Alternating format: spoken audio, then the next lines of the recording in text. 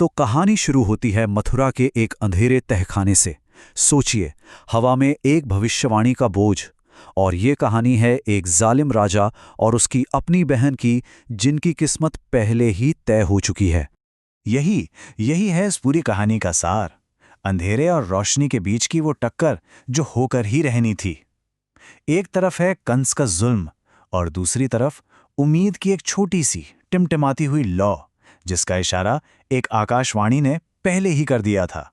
तो सारी कहानी की जड़ है एक आकाशवाणी। भविष्यवाणी क्या थी?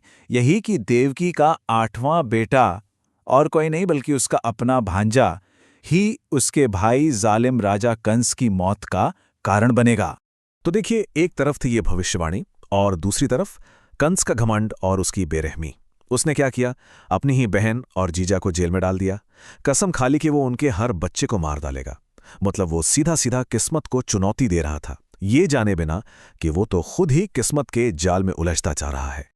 ये जो कंस ने कहा ना, बस यही उसकी पूरी शख्सियत बता देता है।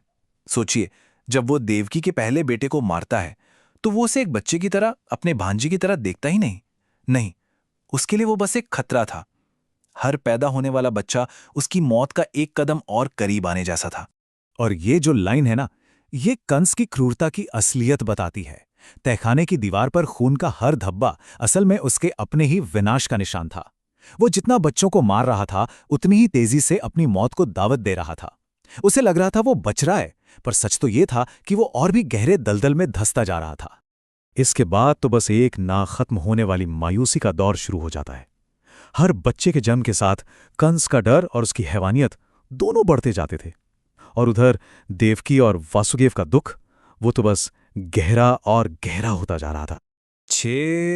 सिर्फ एक नंबर नहीं है ये। सोचिए जरा, कंस अपनी सगी बहन के 6 मासूम बच्चों को एक के बाद एक बेरहमी से मार चुका था। ये आंकड़ा बताता है कि उसका जुल्म किस हद तक बढ़ चुका था और उसका डर कितना गहरा था। ये शब्द देवकी के हैं और इनमें जो दर्द और बेबसी है उसे महसूस कीजिए। एक माँ जिसके सामने उसके अपने भाई ने उसके 6 बच्चों को मार डाला। इस पॉइंट पर आकर तो सारी उम्मीदें, सारी आशाएं सब खत्म हो चुकी थीं। लेकिन कहते हैं ना, रात चाहे कितनी भी काली हो, सुबह जरूर होती है। और ठीक उसी जेल के घने अंधेरे में अब माहौल बदलने वाला था। मायूसी की जगह अब उम्मीद लेने वाली थी, क्योंकि वो 8वां बेटा जिसकी भविष्यवाणी हुई थी, अब जन्म लेने वाला था। और ये है कहानी का टर्निंग पॉइंट। कंस की जेल में आधी रात को उस अवतार का जन्म होता है। कृष्ण का जन्म हो चुका था, वही कृष्ण जो कंस के अंत की वजह बनने वाले थे। और बस इसी पल के साथ उस घने अंधेरे में उम्मीद की पहली रोशनी उतर आई। तभी एक चमत्कार होता है, एक आकाशवाणी गूंजती है जो वासुदेव को सीधा हुक्म देती है कि इस बच्चे को यहां से ले जाओ। अचानक उस घोर निराशा में उन्हें एक रास्ता दिखता है, एक मिशन मिल जाता है। अब उन्हें पता था कि उन्हें क्या करना है। अब जो सफर शुरू होता है वो इंसानी समझ से परे था, एकदम नामुमकिन, लेकिन उसे मुमकिन बनाया गया। आइए एक एक करके देखते हैं कि वो कौन सी चमत्कार थे जिनकी वजह से कंस की उस अभेद्य जेल से निकलना मुमकिन हो पाया। जरा इस कमाल के एस्केप पर ध्यान दीजिए। देखिए कैसे एक दैवीय ताकत वासुदेव के रास्ते की हर मुश्किल को हटा रही थी।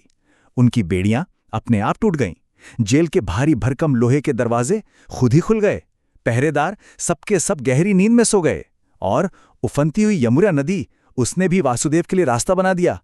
लेकिन सफर का सबसे जरूरी और शायद सबसे दिल दुखाने वाला हिस्सा अभी बाकी था। उस भविष्यवाणी वाले बच्चे को बचाने के लिए उसे एक दूसरी नवजात बच्ची से बदलना था। तो प्लान ये था, कृष्ण को यानी देवकी के बेटे को नंदराय और यशोदा के घर गोकुल पहुंचाया जाएगा, और उनकी जो बेटी अभी अभी पैदा हुई है उसे जेल में लाया जाएगा। ये एक अदला बदली थी। सोचकर देखिए कितना बड़ा त्याग था ये।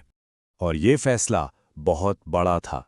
ये कोई स्वार्थ के लिए नहीं किया गया था, बल्कि ये पूरी दुनिया को कंस के जुल्म से बचाने के लिए एक जरूरी, बहुत जरूरी बलिदान था। और अब हम पहुंचते हैं कहानी के क्लाइमैक्स पर। कंस को लग रहा था कि वो जीत गया है, पर उसे बिल्कुल अंदाजा नहीं था कि किस्मत उसे एक आखिरी और सबसे डरावनी चेतावनी देने वाली है। ये था कंस के घमंड का पीक, जैसे ही उसे खबर मिलती है कि 8वां बच्चा तो लड़की है, वो मान लेता है कि भविष्यवाणी गलत साबित हो गई। बस फिर क्या था, कंस के अहंकार का कोई ठिकाना नहीं रहा। वो खुद को अमर, इमॉर्टल घोषित कर देता है। मगर तभी एक ऋषि कंस के सामने आकर उसे आखिरी सच बताते हैं। वो साफ साफ कहते हैं कि किस्मत को टाला नहीं जा सकता। देवकी का 8वां बेटा जिंदा है और वही तुम्हारी मौत बनेगा। ये इस युग का सबसे बड़ा सच है। और ये कहानी हमें एक बहुत बड़े सवाल पर लाके छोड़ देती है। जब कोई जालिम शासक खुद को भगवान से भी बड़ा और अमर समझने लगता है, तो क्या उसी पल उसकी बर्बादी तय नहीं हो जाती?